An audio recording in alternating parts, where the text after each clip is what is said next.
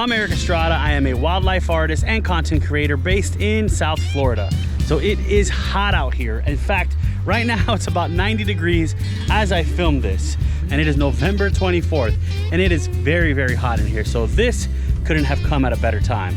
This is the S2 Pro by Cybertake, and I'm excited to bring you guys along as I unpack and get this thing set up for my camping adventures in my Toyota Tacoma.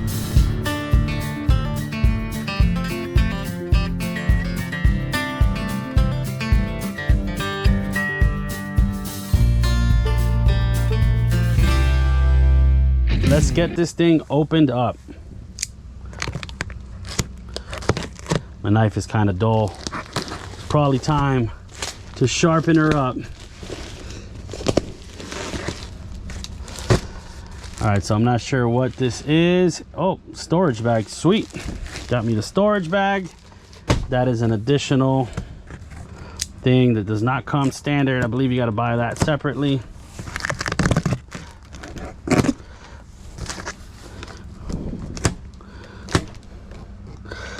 Oh yeah, this knife is dull.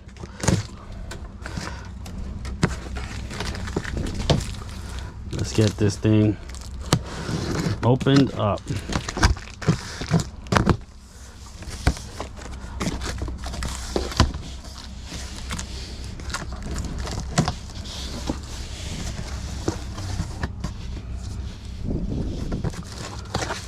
So here comes the user's manual. For the 4th space Cybertake air conditioner. This is the S2 Pro, and I've read a lot of good things about this particular unit, so I'm excited to give it a try. Check that out, nicely packed. Here it is.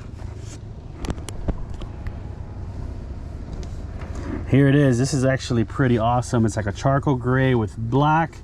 The build quality is insane. Feels great. So I'm gonna go ahead and move that. Now here is the accessory box. And what I believe is the power inverter or power cable.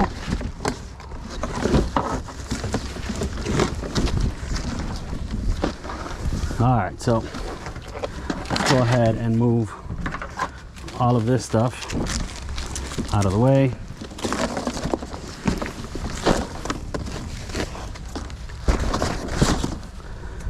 Sweet. So I'm assuming this is the power inverter. Allows it to power up the unit. Got this accessories box here. Small little tab of tape.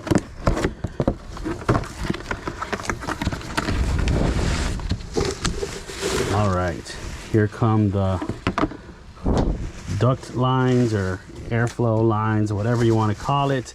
This is your drip line to drip out any of the water condensation from the tray or whatever you want to call it. And we got the power cable that goes into the inverter. Sweet. Some sort of adapter.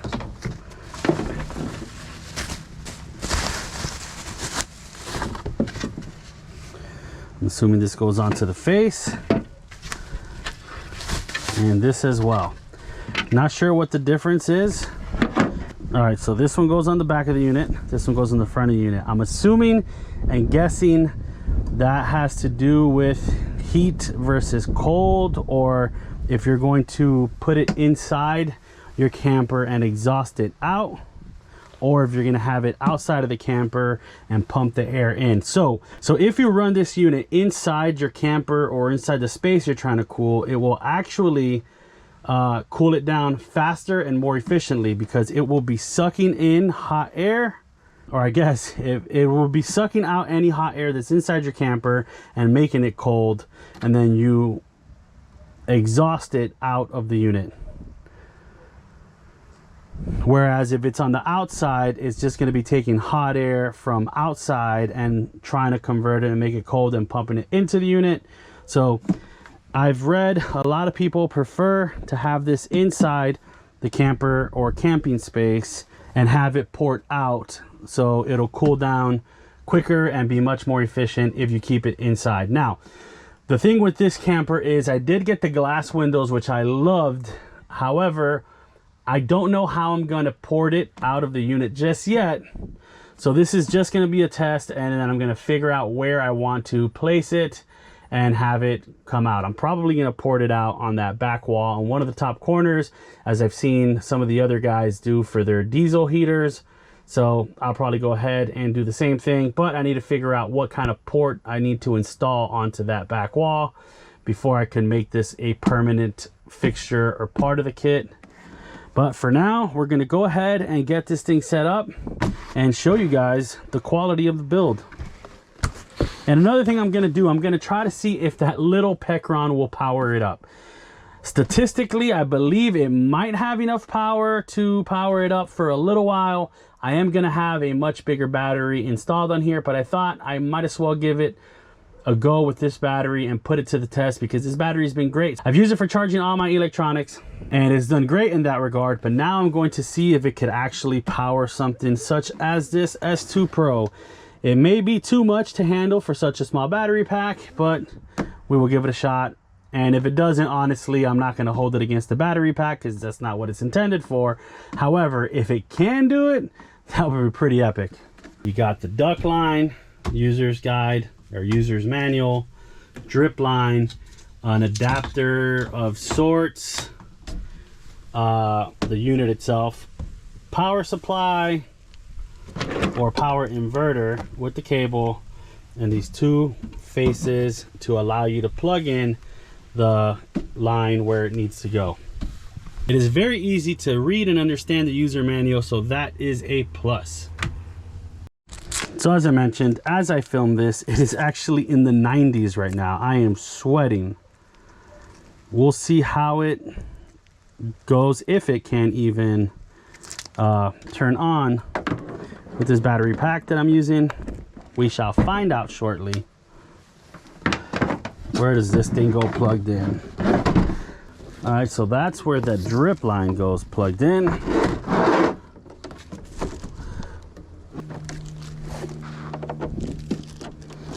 Okay, so now we got that set up.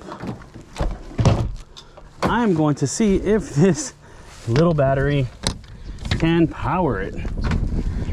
I've been running my lights and charging all my stuff, and it has gotten the job done in that regard. But powering something as large as this, I'm not sure if it will do the trick. It's beeping, so honestly, probably not. So it appears the Pecron cannot power this thing up, because this thing beeped like it was going to turn on, and then that started beeping to alert me that something is potentially not right. With that said, this is currently halfway, and I have a little light. Come on.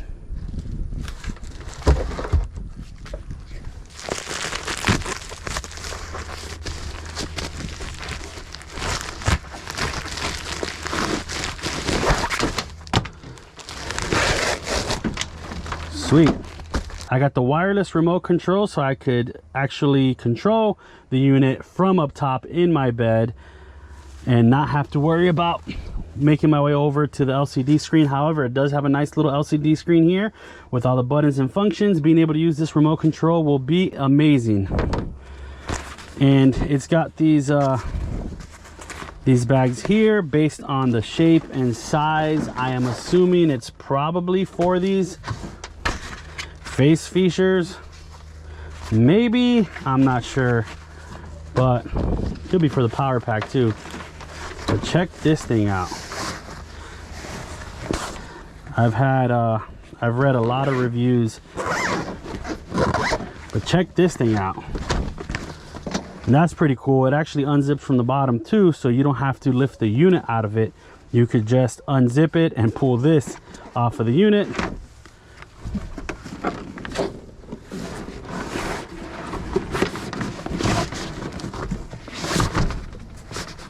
Check that out, nice carrying case. You could put all your stuff in here. It's got the product name, designed by the Fourth Space. This is a really high quality bag. It says the Mars mission on it. I am loving this. This is going to be a huge part of my kit and one major step in addition to my overlanding setup. So stoked to have gotten this remote control to be able to power it. So these side pouches attach to the side of this.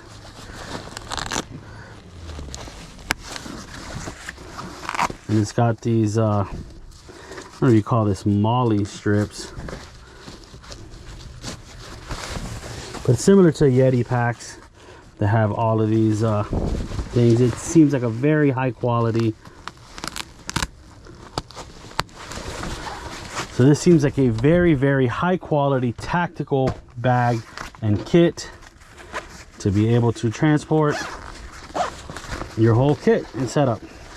So not sure exactly what goes in these side bags or if they're just extra, because honestly you could probably just attach this to the unit itself. But I'm going to see if I could fit 2 of them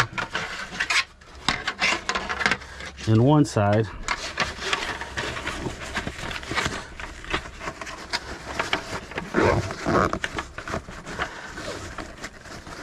No, so I don't know if this is actually for this.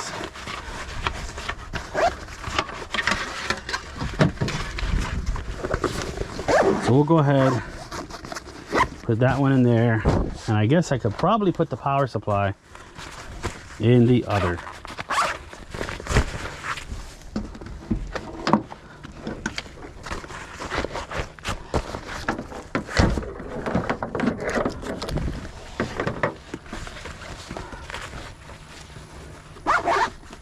Now I am going to likely have this set up in my unit all the time because, like I mentioned, I am in sunny South Florida where it gets scorching hot, and I'm so stoked to put this to work, because even though we're technically, I guess, in winter or almost in winter, it is still very, very hot out. Let's go ahead and put that stuff in there. Got the full setup inside this handy travel case that is going to be awesome. I could travel with it, I could take it out when I don't need it, set it in my garage, or bring it along in case I need it on a specific trip. But I am so stoked for this AC unit. Now, it does require more power than I currently have available in my truck, but I need to go ahead and get a power solution for this truck. So if anybody has any recommendations on power, let me know what I should get for my truck. Right now I have that little Pecron that's been great for powering my lights and recharging my turtle box, laptop, all my camera gear and that sort of stuff. But I will definitely need something more suitable to power the AC unit and maybe a coffee maker, some other stuff like that I'm going to set up in my rig. So we're gonna head home now so I could plug this in to the power and check and see how this goes, because honestly, even if you're at a campsite that has power hookup, you should be able to run this without a battery source and be all good. But for primitive camping, you definitely need a power solution that'll power this AC. It actually does not do bad at all. In eco mode, it barely has any draw. So I'm pretty stoked to run this thing. Maybe my little Pecron can push it if it was fully charged, but it's only halfway charged right now anyway, because I just got back from a camping trip and I haven't charged it in a week or two. So I'll put that to charge and I'll test it again once it's fully charged. But I'm gonna likely just run an extension cord from the house to try to power this AC and see how it cools the space down. It is blowing air. It is on max. As you can see, you probably can't hear me because all the wind noise. Blue means cool. It means it's on AC right now. If it was on heater, that would be red. It is on Celsius. wonder if I could change it to Fahrenheit because we are in the United States and we use Fahrenheit over here. Oh, that's blowing a ton of nice cold air. So some of the stuff I saw about this unit, they just have people set it up while fishing, not even indoors, so they can have a spot to sit and cool down. Again, I don't know if you guys can hear me, but this is blowing a ton of really nice cold air. All right, here is the wireless remote. It does require batteries, but this will allow me to be up in the bed and adjust my AC accordingly while the AC unit is down here. I won't have to get out of bed to make any adjustments. Let me see, this is blowing cold air out of the front. It's also blowing hot air out of the back. So that leads me to believe that based on what I've seen, if you want it to be most efficient, you want to run it inside the camper. And all right, here we go.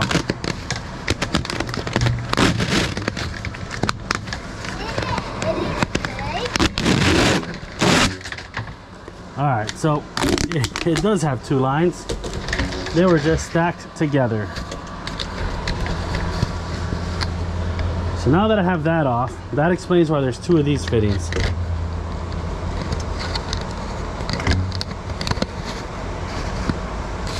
So this is now pushing out all the hot air in here. See right there, I have it going out right there. So that's where I have it blowing the hot air out. You could definitely feel the hot air coming out of that thing. So in theory, they say that if you run it the way that I'm running it, which the unit is inside the camper, they say it cools it down much more efficiently and quicker because it is sucking out the hot air and extracting it rather than just trying to cool the hot air. So we'll see. I'm gonna let it run for about half an hour and then I'm going there and see what it feels like and touch back with you guys shortly. So this is not a very scientific test. I don't even have a thermometer to read the temperature in here, but I will tell you it is significantly cooler in here now. It is very comfortable and it's actually cooled it down quite a bit. And to be honest, I don't have my insulation kit up. It is one of the warmest days in a while here in Florida outside. I didn't ventilate it to get any of the heat out. I just put it on here and just ran for 30 minutes. All right, so there you have it. That is my first impressions on the Cybertake S2 Pro. Really try to put it to the test as best as I can, given the situation. It is a 90-degree day here in Florida, and it took less than an hour to cool down this entire space without any insulation on board. I did not ventilate the space. I did not put the insulation kit. I left it as it was, hot, humid, just let it run for about 45 minutes. And when I checked it, it was significantly cooler in there and much more comfortable to sleep. I let it run for another 45 minutes or so and it was really nice in there. I am very confident with this unit to take it out on the road and to recommend you guys spending your hard-earned money on it. And there is a significant price cut right now for Black Friday, so make sure you check it out. If you're looking for any cooling options for your truck or just when you're out fishing, make sure you check it out. The link is in the description below and save a lot of money this Black Friday and holiday season. So make sure you hit that subscribe button. Thanks for watching. I'm gonna likely go ahead and put something metal on the T-track up there so I can just magnet this to it so I could have it handy while I'm up there sleeping and want to control this thing.